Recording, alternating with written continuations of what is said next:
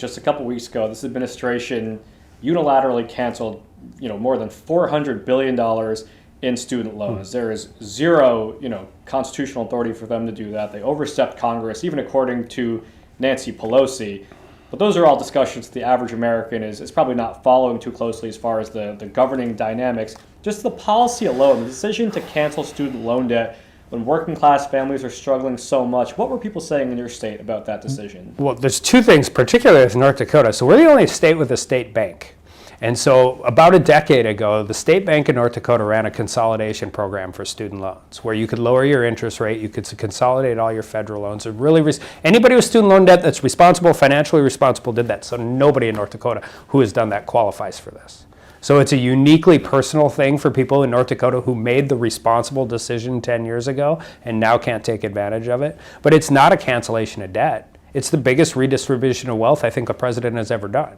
Less than 60% of the student loan debt goes to the top 40% of income earners. Less than 20 goes to the bottom 40% of income earners. You are literally redistributing wealth from blue-collar guys who are responsible, who have good jobs, to Ivy League people who can't afford to pay for their philosophy degree.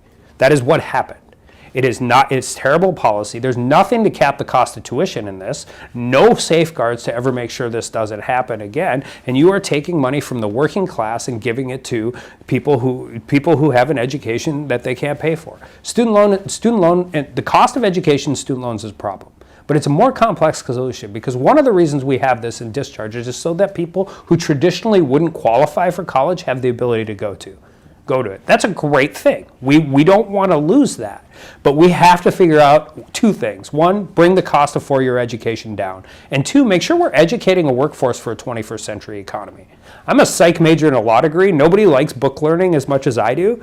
But to be quite frank, you can make a really great career being a welder, being a linesman, doing all of these things, and you can make a whole lot of money with a lot less student done. That's not a job, it's a career. And you can do those things. So we have to have that conversation. But again, subsidizing failed policy in order to be for a political gain is not good policy. And it's going to cost this country $420 billion plus more because it's going to drive up inflation even more than it is now.